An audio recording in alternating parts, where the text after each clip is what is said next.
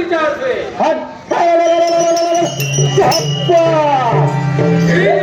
ಸಂಗೀತಗಾರ ಶಿರೋಮಣಿ ಒಂದ ವೇಳೆ ಮಾತನಾಡಿಸಿದರು ಮಾತನಾಡುವುದಿಲ್ಲ. ಮಾತನಾಡಲಿವರು ನೀವೇ ವಿಚಾರ ಮಾಡಿದವರು ಸಂಗೀತ ಗಾಯನದಲ್ಲಿ ಪಂಡಿತ. ಹಾಗೆಲ್ಲ ಸಾರಥಿ ಅವರಾದರೂ ದೊಡ್ಡ ಧೈರ್ಯದಂತೆ ಕಾಣುತ್ತಿರುವರು. ಹೌದು, ಇನ್ನೊಂದು ವೇಳೆ ಕರ್ಮದ ಸ್ಥಿರವಾಗಿ ನಮ್ಮ ಭಾವದಿಂದ ವಿಚಾರ ಮಾಡಿ ನೋಡುವಂತವನಾಗ ಸಾರಥಿ ಕುಶಾಲಮತಿ. ಹೌದ್ರಿ, ಯಾರು ಬಂದವರು ಸ್ವಾಮಿ ಹೋ ವಿಚಾರಿಸುವೆ. ಭಾಪುರೆ ಮತ್ತೆ ಭಾಪುರೆ ಈಕೋ ಎಲ್ಲ ಉದ್ಗತವಾದ ಕಾಲ ಪೆಂಡೆಯನ್ನು ಹೌದು ಗುಡುಕೆಂದು ಅರ್ಬಡಿಸಿ ತಡೆಪಡಿಸುವಂತೆ ಅಡಿಗಡಿಗೆ ತಡೆದೊಡೆದು ಕುಲಾತ್ರಿಗಳು ನಡು ನಡಿಗೆ ಒಡೆದು ಗೋರ್ಗರಿಯುತ್ತ ಥಟ್ಟನೆ ಭೂತಾಳಕ್ಕಿಳಿದು ಅಲ್ಲಿರ್ಪ ಅತಳ ಸುತಳ ತಳತಳ ರಸತಳ ಪಾತಾಳವನ್ನು ಮಡಿದಡಿದು ಪುಡಿ ಪುಡಿ ಮಾಡಿ ಗುಡಿಸುವ ರೋಷಾಂಬುದಿ ರುದ್ರಾವೇಶದಿಂದ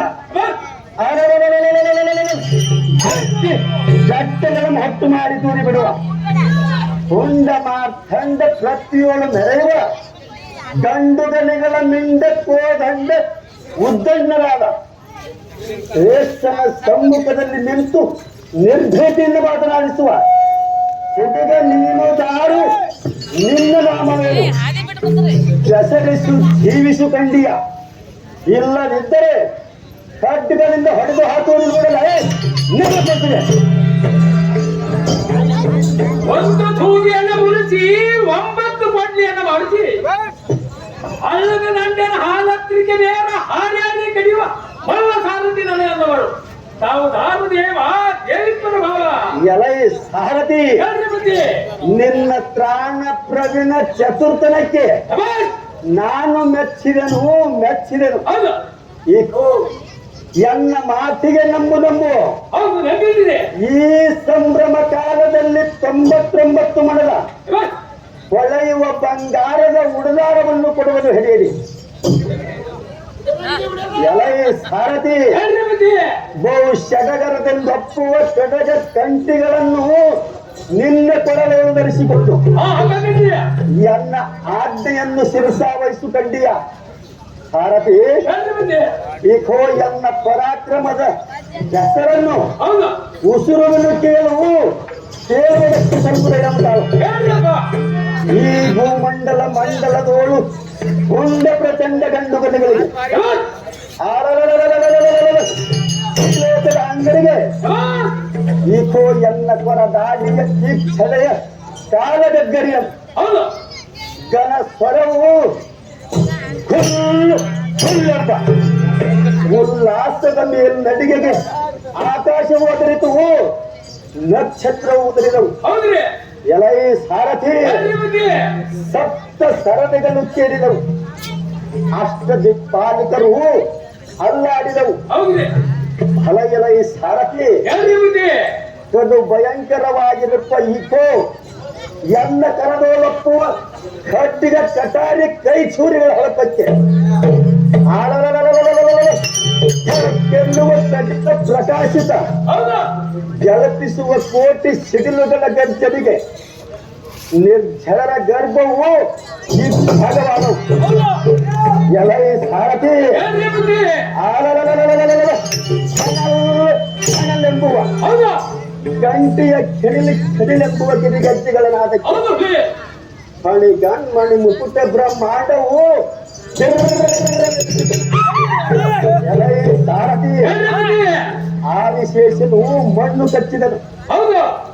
ಇಥೋ ಎನ್ನ ಉದ್ಗಡವಾದ ಕೋಪಕ್ಕೆ ಕೋಂಕ್ರತಿಯಿಂದ ಹೊಡೆದು ಸಿಂಹ ಗರ್ಜನೆ ಜರಿತವಾಗಿ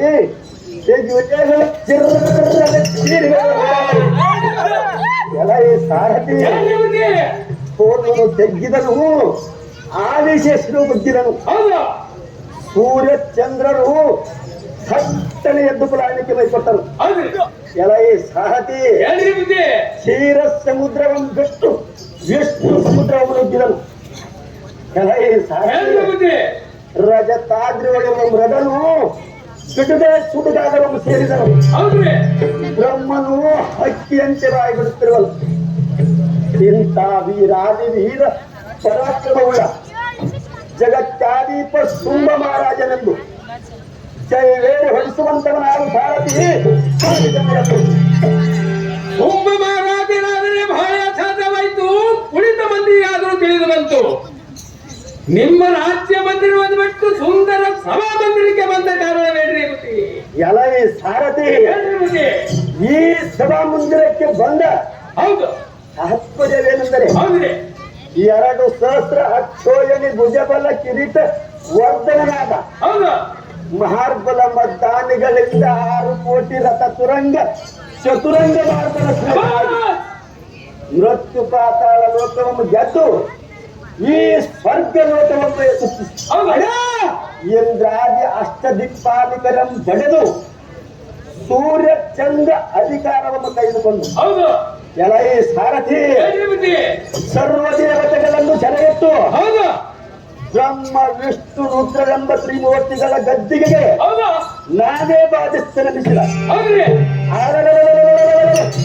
ಅವನನ್ನು ಪಲಾಯನ ಸೂಕ್ತ ಮಾಡಿಸಿ ಹೌದ್ರಿ ಜಗತ್ತೇ ಸರ್ವ ಎಂಬ ಸಾಕ್ಷಾತ್ ಕುಟುಂಬಾಪುರ ಹೌದು ದೈತ್ಯೇಂದ್ರ ಮಹಾರಾಜನನ್ನು ಕಡು ಡಿಮ್ಮ ದಾದಿಗಳಿಂದ ಎಂದು ನುಡಿಸುವ ಹೇ ಶುಭ ಮಠದ ಮುಕುಟ ಮಣಿಯಾದ ಭಾರತೀಯ ಏನ್ರಿ? ಕೇಳಿದೆಯಾ? ಹೌದ್ರಿ ಕೇಳಿದ್ರಿ? ನೀನು ಮಾತ್ರ ತಪ್ಪದೆ ಹಾ ಎನ್ನ ಅಪ್ಪಣೆ ಪ್ರಕಾರ ನಡೆದುಕೊಳ್ಳುವಂತವ ನಾವು ಏನು ಚಿಂತೆವಿಲ್ರಿ?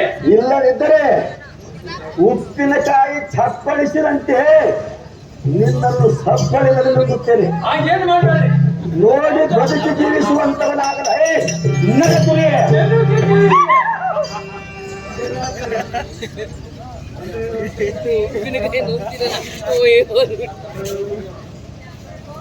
ನಿಮ್ಮ ಆಸೆ ಅಂತ ನಮಗೆ ಅಪ್ಪಣೆ ಏನೇವ್ರಿ?